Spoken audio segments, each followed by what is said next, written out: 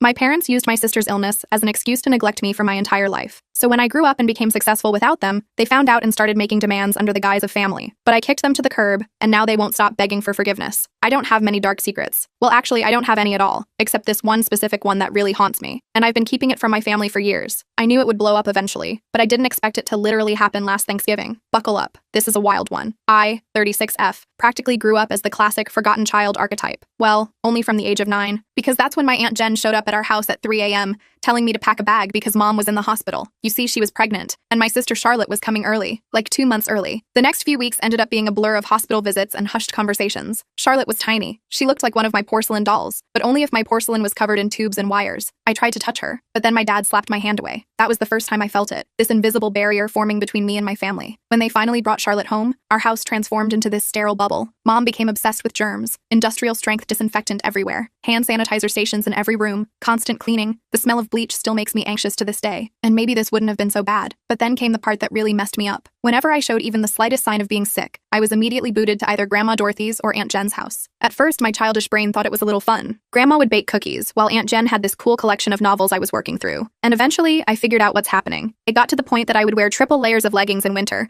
just to avoid getting sick. But still, all their attention went to Charlotte. So I tried to get positive attention. I did everything I could to become my parents' dream child. Straight A's, no cussing, winning every science fair. I even managed to recite 10 different poems in Spanish. And in response, my dad just told me not to recite too close to Charlotte, in case my saliva gets on her and she gets sick. But the real gut punch came when I was 13. I'd spent months teaching myself to play Bridge Over Troubled Water on piano for the school talent show. Charlotte coincidentally had a fever the night of the show. Guess who had no one in the audience? Meanwhile, 2 weeks later, the entire extended family, including both sets of grandparents, showed up for Charlotte's 15-minute recorder recital. Charlotte saw this, and she quickly learned how to work the system. By age 8, she'd outgrown any real health issues. But of course, that didn't stop the performance. Headache? Had to stay home from school. Feeling tired? Someone else, guess who, should do her chores. Worried about a test? Mom would literally call the school to get the deadline extended. I retreated more and more to my bedroom, burying myself in books about art history and antiques. My room became my sanctuary, mostly because Charlotte claimed she was allergic to my vanilla air freshener, so it was the one place she wouldn't go. Then, the tables turned. Instead of avoiding being sent away, I started being grateful. I didn't even care whether it was me or her who got sick, because either way, I'd get sent to Grandma Dorothy, who would actually ask about my day or care what I was up to. She became a sort of motherly figure. She was the one who got me interested in vintage jewelry. Meanwhile, the only time my parents even mentioned my name was to say some BS like, "Oh, Charlotte just needs more attention because she had such a rough start. Taylor's always been so independent. Taylor understands her sister has special needs." But no, I did not understand. I was a kid who couldn't figure out why having a healthy immune system made me less deserving of love. But hey, at least it taught me self-reliance. When nobody checks your homework or cares about your achievements, you learn quickly to be your own cheerleader. But here's the thing about being invisible. No one's watching your failures or your successes. So do whatever the hell you want. To say I took advantage of this would be an understatement. In just a few months, I changed the course of my life forever. My parents couldn't believe it, and Charlotte finally got what's coming. To this day, I still tell people what I did because I'm so damn proud of myself for it. I would tell you, but I don't have time to in this short video. Click the link or go to my channel to watch it. I don't have many dark secrets. Well, actually, I don't have any at all except this one specific one that really haunts me, and I've been keeping it from my family for years. I knew it would blow up eventually, but I didn't expect it to literally happen last Thanksgiving. Buckle up. This is a wild one. I, 36F, practically grew up as the classic forgotten child archetype. Well, only from the age of 9, because that's when my Aunt Jen showed up at our house at 3 a.m. telling me to pack a bag because Mom was in the hospital. You see, she was pregnant, and my sister Charlotte was coming early, like 2 months early. The next few weeks ended up being a blur of hospital visits and hushed conversations. Charlotte was tiny. She looked like one of my porcelain dolls, but only if my porcelain was covered in tubes and wires. I tried to touch her, but then my dad slapped my hand away. That was the first time I felt it, this invisible barrier forming between me and my family. When they finally brought Charlotte home, our house transformed into this sterile bubble. Mom became obsessed with germs, industrial strength disinfectant everywhere, hand sanitizer stations in every room, constant cleaning. The smell of bleach still makes me anxious to this day, and maybe this wouldn't have been so bad. But then came the part that really messed me up. Whenever I showed even the slightest sign of being sick, I was immediately booted to either Grandma Dorothy's or Aunt Jen's house. At first, my childish brain thought it was a little fun. Grandma would bake cookies, while Aunt Jen had this cool collection of novels I was working through. And eventually, I figured out what's happening. It got to the point that I would wear triple layers of leggings in winter,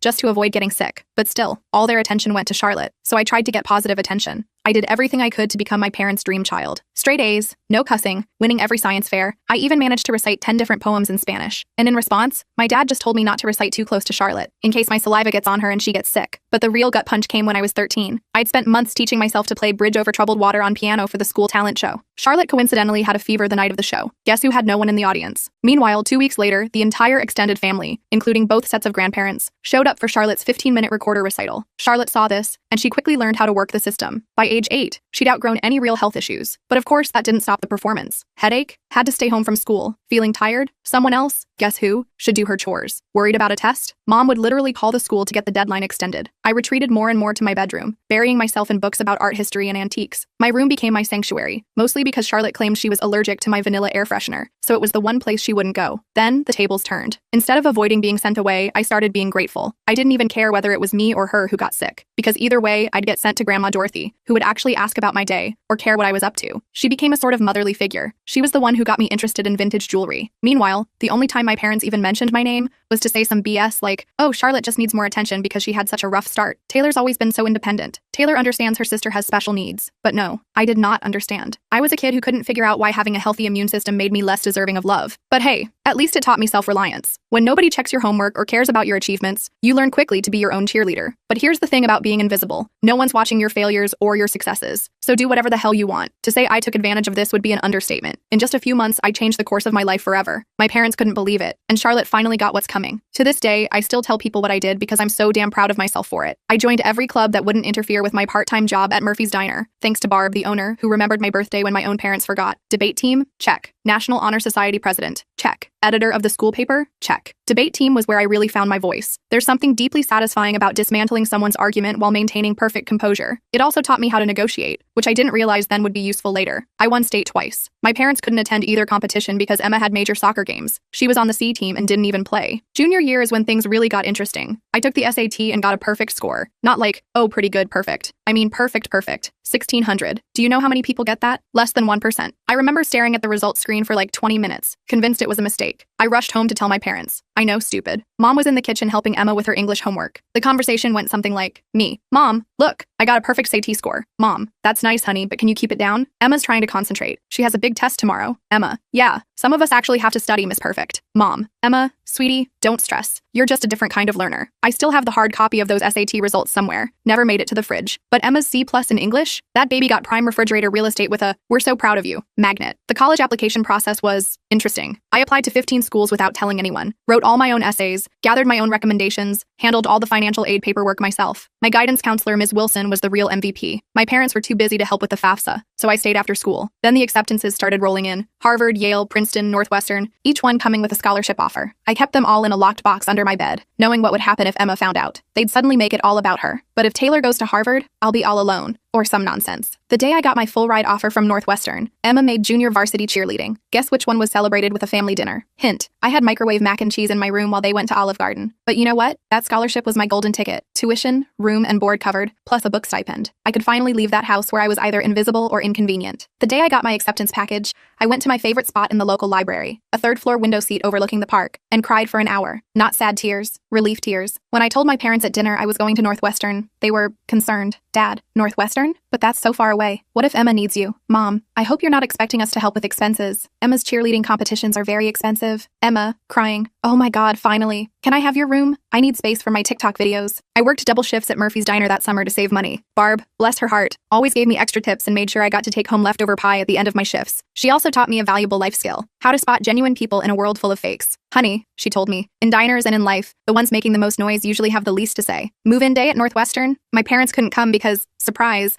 Emma had a cheerleading competition. Aunt Jen drove me instead, helped set up my dorm room, and handed me an envelope with $500. Your Grandma Dorothy wanted you to have this, she told me. She's so proud of you. Later, I learned Grandma had been saving that money from her Social Security checks for months. That first night in my dorm room, I made myself a promise. I was going to build such an amazing life that being overlooked would be impossible. Not out of revenge, not to prove anything to my family, but for that 9-year-old girl who used to get sent to Grandma's house for sneezing. College flew by in a blur of all-nighters, ramen noodles, and glorious independence. I joined the Antiques Appreciation Society, a perfect excuse to spend hours discussing vintage jewelry techniques and history with like-minded people. I even organized a small exhibition in our student union featuring borrowed pieces from local collectors. Nobody in my family attended, of course, but it was a turning point for me. For the first time, other people were seeing value in the knowledge I'd accumulated. I graduated summa cum laude from Northwestern. Not that my parents noticed. They were too busy helping Emma transfer to her third college in 2 years. But here's where the plot takes an unexpected turn. I landed an entry-level job at Blackwell & Jenkins Auction House in Chicago. I won't use the real name for obvious reasons, but if you're in the business, you probably know who I mean. A legitimate high-end establishment, lots of old money clients, that kind of place. I started in their estate sales division, cataloging belongings of wealthy people after they died. Not exactly glamorous, but it paid the bills. My first few months were pretty standard, logging countless china sets, cataloging vintage furniture, etc. Then came the Westfield estate. Mrs. Westfield was an elderly widow who died with no children, leaving behind what everyone assumed was a large collection of costume jewelry. This is where those hours at Grandma Dorothy's paid off. I'm going through this pile of jewelry when something catches my eye. It's an Art Deco brooch. Nothing flashy, but something about it felt different. The weight was wrong for costume jewelry. The clasp mechanism was too sophisticated for a knockoff. I think I spent my entire lunch break that day researching vintage jewelry makers and signatures. I ended up staying late at the office to use the company's subscription to various antique jewelry databases. The more I looked, the more convinced I became that this wasn't costume jewelry. This was the real deal. Problem was, I was the new girl. No one would believe me if I claimed we had a potential treasure on our hands. So I did what debate team taught me. I prepared my case meticulously. I spent 2 weeks during lunch breaks and evenings learning everything I could about Art Deco jewelry authentication. I even used some of my pathetic excuse for savings to pay for an online gemology course. Finally got the courage to approach my boss, Mr. Parker. I brought the whole presentation, comparative images, historical documentation, the works. The conversation went something like, me, sir, I think we might have something significant in the Westfield collection. Parker, barely looking up from his phone. Taylor, we've already cataloged those as costume pieces. Me, I know, but look at these maker's marks. They match perfectly with Cartier's 1925 signatures. Parker, finally paying attention. Where did you learn all this? Me, I did some research. Long story short, the costume brooch sold for $42,000 at auction. Turns out it was part of a limited collection made for some European duchess in the 1920s. But here's the real kicker. Parker started trusting me after that. He began giving me other pieces to authenticate. Suddenly,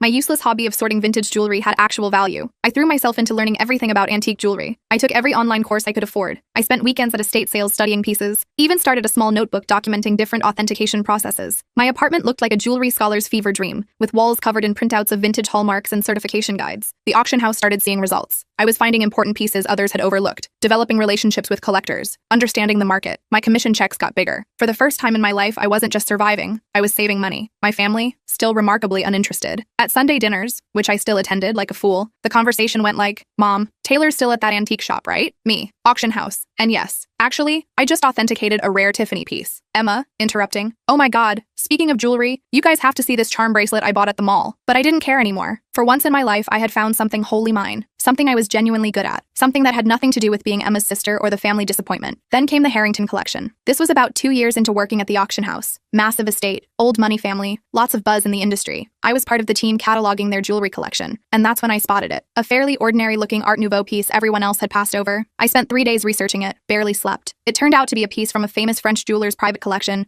that was supposed to have been lost during World War II. When it sold at auction for $218,000, Parker called me into his office. I thought I was getting a promotion. Instead, he said something that completely changed the game. Taylor, you're wasting your talent here. You should be running your own authentication business. At first, I brushed it off. Me? Start a business? With what money? But the idea took root. I started doing small freelance authentication jobs on the side. Word spread that I had an incredible eye. Private collectors began reaching out directly. One night, I was sitting in my modest apartment surrounded by jewelry reference books and authentication tools I'd slowly accumulated when it hit me. This was something I could actually do. I could build something of my own. So I did what any reasonable person would do. I took out a huge loan against my car. I emptied my savings account. I rented a tiny office space in a less than desirable part of town. People thought I was crazy. Maybe I was. I transformed a storage room above a Chinese restaurant that was about the size of a college dorm room. The rent was cheap because it always smelled like Kung Pao chicken, and the Wi-Fi only worked if you sat in the corner by the window. But it was mine. The first few months were interesting. And by interesting, I mean terrifying. I'd wake up at 4 a.m. in cold sweats, calculating how many months until my savings ran out. Loan payments felt like a noose around my neck. My office furniture consisted of a card table from Goodwill and a chair I literally found on the curb. Don't worry, I sanitized it thoroughly. But in the world of high-end jewelry, reputation and connections are everything. And my time at the auction house had given me both. I started small, doing authentication work for local antique dealers. My fees were lower than the big firms, but my attention to detail was becoming known. Word spread. 6 months in, a breakthrough happened. A dealer I'd worked with at the auction house asked about authenticating a collection of Victorian-era brooches. The owner wanted verification before selling. It turned out to be a massive collection, with pieces from 3 generations of a family. I worked on it for 2 weeks straight, barely sleeping, documenting everything. I discovered 2 extremely rare pieces that had been misidentified as later reproductions. The owner was so impressed with my detailed analysis that she not only paid my fee,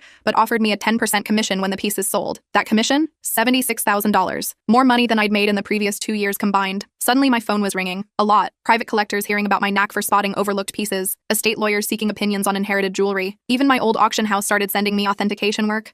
I'm pretty sure Parker was secretly helping spread the word. Thanks, boss. By year 2, I'd hired my first employee, Mia, a recent geology graduate who reminded me way too much of myself at that age. Super smart but overlooked because she was quiet. She's now my head of authentication and worth her weight in gold. The business grew faster than I could have imagined. Moved to a proper office downtown. Goodbye, Kung Pao chicken smell. Built a team of specialists. Developed a reputation for finding lost pieces. You wouldn't believe how many important historical jewelry pieces get misidentified as costume jewelry in people's attics. Around this time, I also had my first real chance to help Grandma Dorothy. She called me one night, clearly uncomfortable about asking for help. Her house needed a new roof, a $15,000 expense she couldn't afford on her fixed income. I transferred the money to her account that night and told her it was an advance against future jewelry consultations. We both knew it was a fiction, but it preserved her dignity while allowing me to help the one person who'd always been there for me. But success came with its own challenges. The bigger we got, the harder it became to keep it a secret from my family. They still thought I worked at that little antique shop. Emma would make these snide comments during family dinners. Emma, Taylor, I have some old jewelry I was going to donate to Goodwill. Maybe your little shop would want it. Me, having just authenticated a $1.4 million Fabergé item that morning. Sure, I'll take a look. Mom still introduces me to everyone as my other daughter. She works with old jewelry or something. Meanwhile, I was quoted in Forbes, thankfully under my company name, and we just opened our 3rd office. The weird part? Keeping the secret became almost enjoyable, like this private joke with myself. I'd sit at Sunday dinner in my Target clearance outfit, actually Prada, listening to Emma talk about her entry-level marketing job, knowing I'd just closed a deal worth more than her annual salary. I even started playing little games with myself, like wearing authentic Harry Winston pieces to family gatherings to see if anyone would notice. They never did. Emma once spent 20 minutes showing off her expensive $250 Michael Kors watch. I was wearing a vintage Patek Philippe worth more than her car. By year 5, we'd established offices in Chicago, New York, and Boston. I spent more time on airplanes than in my own bed. We built a reputation for discretion. Turns out a lot of wealthy people want their jewelry authenticated without the rest of the world knowing. I met an oil magnate's widow once who arrived after hours through the service entrance, terrified that her stepchildren would discover she was having the family collection appraised before making changes to her will. I've authenticated pieces for celebrities who didn't want the press knowing about their jewelry investments. I've even been flown to foreign countries on private jets to verify collections before major auctions, all while my family thought I was working inventory at some local antique mall. The money was insane. Like, we need to hire a team of financial advisors insane. Still, I maintained a relatively modest lifestyle. I bought a nice but not flashy house in a good neighborhood. I drove a high-end but not obvious car. The only place I truly splurged? My home office. State-of-the-art authentication equipment. The best security system money could buy. A custom-built vault that would make Fort Knox jealous. The irony? They thought I was being frugal to help them. Mom would say things like, "It's so sweet of Taylor to help out. She must be eating nothing but ramen to manage it." Meanwhile, I just authenticated a collection that earned me a commission larger than their mortgage. You know what's strange about success? The more you have, the harder it becomes to explain to people who've always seen you as less than. It's like trying to describe color to someone who's only seen in black and white. They lack the context. By this point, my company was doing extremely well. We had cornered the high-end jewelry authentication market in the Midwest, and our reputation was solid gold, pun intended. But every Sunday, I'd drive to my parents' house for dinner, playing Taylor the modest antique shop worker. The cognitive dissonance was becoming ridiculous. I'd spend my mornings on conference calls with Dubai collectors, my afternoons authenticating million-dollar pieces, and my evenings at my parents' house in carefully selected normal clothes,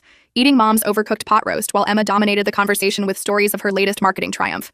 Usually something like bringing her boss coffee without spilling it. One Sunday stands out particularly in my memory. I had just completed a huge deal, authenticating a missing Cartier piece that had been sitting in someone's safe deposit box for 40 years. The commission alone? 7 figures. I drove straight from the meeting to my parents' place, still buzzing from the successful authentication. Mom, Taylor, honey, is everything okay? Your clothes are looking a bit worn. Me, oh, trying to save money, wearing a $2,800 cashmere sweater I'd purposely chosen for its understated look. Emma, well, if you'd gotten a real job instead of playing with old jewelry. Dad, Emma, be nice. Not everyone can be as successful as you. I nearly choked on my pot roast trying not to laugh. The anonymous transfers, monthly payments to my parents, began around this time. Aunt Jen told me they were struggling to pay Emma's student loans and medical bills. Mom casually mentioned they might have to sell the house. I couldn't let that happen. Despite everything, it was still the home I grew up in. So I started an anonymous monthly transfer of $5,000 to their account. When questioned, I claimed I was giving $1,000 by living on rice and beans. They assumed the rest came from Aunt Jen or other family. Emma, of course, took credit for inspiring family members to help. The money helped, but it also had unexpected consequences. My parents began treating me with this weird mixture of pity and patronizing pride, like I was some noble poverty case, sacrificing everything to support the family. Meanwhile, Emma's spending became more extravagant. She'd show up for dinner with new designer bags, claiming they were outlet finds. They weren't. I can spot an authentic Gucci from 20 paces. She started taking lavish vacations and bragging on Instagram about her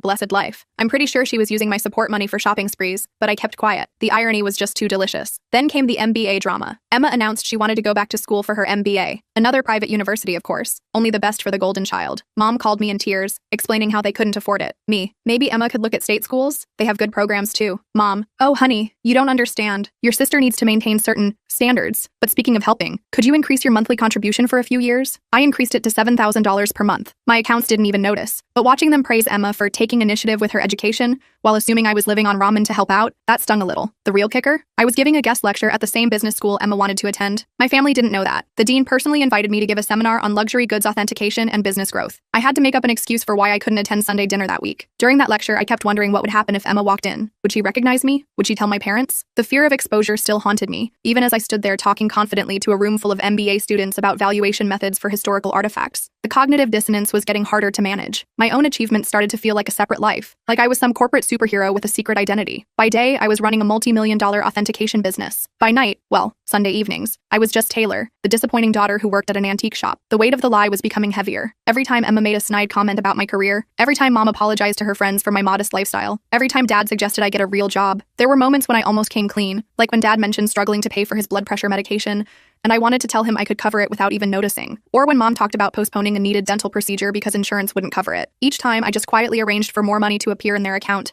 I started seeing a therapist to deal with the mounting stress of my double life. Dr. Levine became my sounding board, the one person besides Aunt Jen who knew the truth about my life. You're enabling their behavior, she would tell me. Giving them money without boundaries is reinforcing the dynamic. She was right, but I wasn't ready to face the consequences of honesty. I think I always knew it would end dramatically. I just didn't expect it to implode so spectacularly on Thanksgiving. It started 2 weeks before the holiday. Mom called, crying about her back pain. She'd been diagnosed with a herniated disc, and the thought of cooking Thanksgiving dinner for 20 guests was overwhelming her. Now, I'd like to tell you I offered to help purely out of goodwill, but honestly, I was tired of pretending her dry turkey was edible. Me. Why don't I handle the food this year? I can have it catered. Mom. Oh, honey, we can't afford a caterer. Me. Don't worry about the cost. I've been saving up. Mom. Concerned. You're not taking out a loan, are you? I arranged everything with a high-end catering company I use for business events. They do incredible work, the kind of food that makes you wonder why you ever bothered cooking yourself. It cost more than my parents thought I earned in 2 months, but whatever. Thanksgiving morning arrived, and I was feeling pretty good. I had my laptop with me because I needed to monitor a major online auction in Hong Kong. This gorgeous Art Nouveau necklace was up for sale, and I had a client interested in authentication if they won the bid. The meal arrived on schedule, and everything was perfectly arranged. Emma, of course, had to comment. Emma. Store-bought stuffing? Really, Taylor? Mom's is so much better. This from the girl who once set off the smoke alarm making toast. Mom kept apologizing to everyone for not cooking herself, but you could tell they were enjoying the meal. Emma shut up after tasting the maple-glazed Brussels sprouts, which, by the way,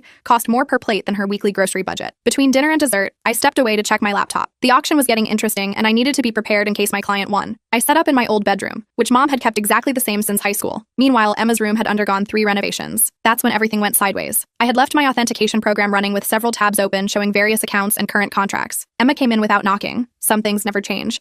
To borrow my phone charger. She saw my laptop screen. She saw this as her chance to finally expose how pathetic her older sister was. Emma, smirking. Let's show everyone what Taylor's really been up to. Before I could stop her, she grabbed my laptop and walked into the dining room. Picture this. 20 people, including aunts, uncles, cousins, and my parents, stuffed with gourmet turkey and half drunk on expensive wine they thought was from Trader Joe's. Emma, time to see what kind of important work Taylor's doing on Thanksgiving. She flipped the laptop around triumphantly, apparently intending to embarrass me with whatever minor antique transactions she assumed I was working on. The room went completely silent. Like, you could hear the fancy clock I got Mom for Christmas. She thought it was a reproduction, ticking softly. My screen displayed current account balance, $14.7 million. Pending authentication contract, $425,000. Recent transaction, $1.2 million. Hong Kong auction. Company quarterly profit report, $3.8 million.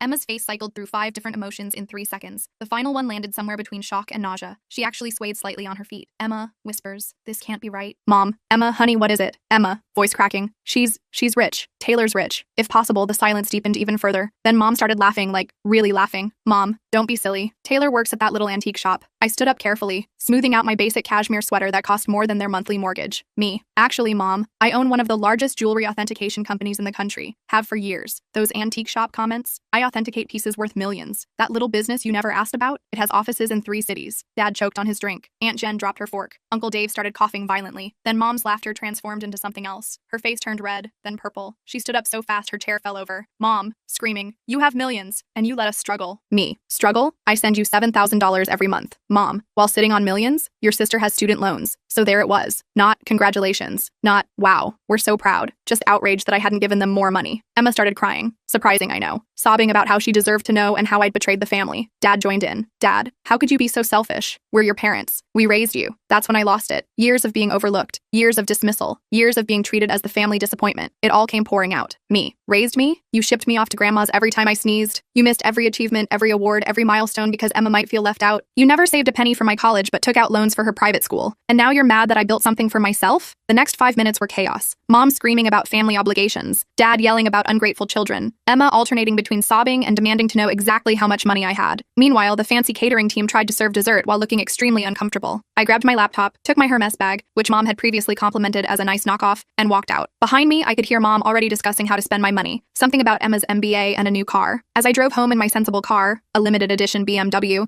my phone started blowing up with texts. The family group chat exploded. Emma started posting on Facebook about hidden family wealth and selfish siblings. The days after Thanksgiving were like watching a hurricane hit in slow motion, except the hurricane was my family, and the debris was my sanity. Within an hour of leaving dinner, my phone had 52 missed calls and over 200 texts. Mom followed this fascinating progression. 7:42 p.m. How dare you walk out on family? 8:15 p.m. We need to talk about this like adults. 9:03 p.m. Your sister deserves a share of your success. 10:30 p.m. I've already called a realtor about houses in better neighborhoods. 11:45 p.m. Why aren't you answering? This is your mother. Meanwhile, Emma had gone full social media warrior. She wrote a massive rant on Facebook about how her millionaire sister had been hoarding wealth while watching her beloved family struggle. The comment section was insane. Distant cousins and former high school classmates I hadn't spoken to in years suddenly had strong opinions about my moral character. But this is the part that really got me. Emma actually posted, all those years of me trying to help Taylor's career, giving her advice about moving up from that little antique shop, and she was secretly wealthy. The betrayal hurts so much. I nearly threw my phone across the room. The only career advice she ever gave me? She suggested I try selling jewelry on Etsy. The flying monkeys arrived next. Aunt Susan, who I see maybe once every 3 years, called to tell me that family is everything. Uncle Bob, who I'm pretty sure still thinks I'm 12,